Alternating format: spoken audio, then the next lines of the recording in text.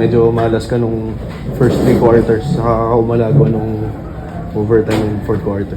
Actually, I just shot it and it went in.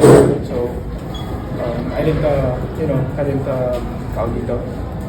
Hindi ko tinignan yung pagkamalas ko sa first half the game. And I just trusted my shot and yeah, fortunately went. I guess at that point, it was really an uphill climb for Ateneo. So, where did you get that out of your pocket, yung ganong klaseng offense?